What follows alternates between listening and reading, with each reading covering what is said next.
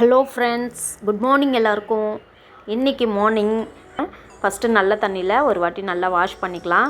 ஏன்னா நம்ம சுடு தண்ணியில் போட்டு அந்த தண்ணியிலேருந்து அப்படியே எடுத்து விட்டுடலாம். அந்த மசாலா ஃபுல்லாக மிக்ஸ் ஆகட்டும். இப்போது நம்ம சுடு தண்ணியில் போட்டு வச்சுருந்த காலிஃப்ளவரும் அதில் சேர்த்துக்கலாம்.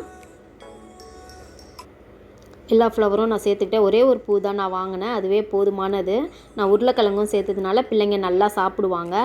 சப்போஸ் காலிஃப்ளவர் சாப்பிட்லனாலும் உருளைக்கிழங்கு வச்சு குழம்ப சாப்பிட்டு ஃபினிஷ் பண்ணிவிடுவாங்க. அதனால தான் நான் உருளைக்கிழங்கும் சேர்த்துக்கிட்டேன். இது கூட நான் ஆம்லேட் போட்டு கொடுத்துட்டு அப்பளமும் பொரித்து கொடுத்துருவேன்.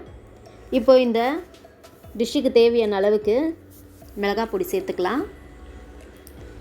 மிளகாய் பொடி சேர்த்துட்டு ஒரு 2 ஸ்பூன் கரம் மசாலாவும் சிக்கன் பொடி ஒரு அரை ஸ்பூனும் சேர்த்துக்கிட்டேன்.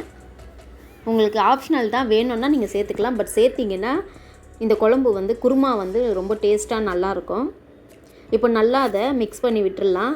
அந்த மசாலா, அந்த காய் எல்லாமே இந்த பொடி எல்லாமே நல்லா மிக்ஸ் ஆகி வரட்டும். ஃபுல்லாக இப்போது நல்லா மிக்ஸ் பண்ணதுக்கப்புறமா இந்த குழம்புக்கு தேவையான அளவுக்கு தண்ணி சேர்த்துக்கலாம். உங்களுக்கு எவ்வளோ தண்ணி தேவையோ அந்த அளவுக்கு தண்ணி சேர்த்துட்டு குழம்பு நல்லா கொதிக்க விடுங்க. இப்போ நல்லா கலரி விட்டுட்டு குழம்பை கொதிக்க விட்டுருவோம்.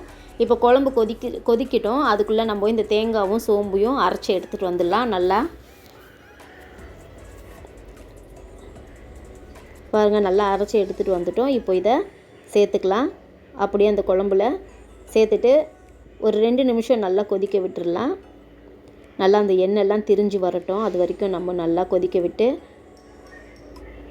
எடுப்போம். இப்போ பாருங்கள், சூப்பராக. தேங்க்ஸ் ஃபார் வாட்சிங். மறக்காமல் பெல் பட்டனையும் அழுத்தி விடுங்க. அப்போ தான் நான் போடுற வீடியோ உங்களுக்கு நோட்டிஃபிகேஷனாக சேரும்.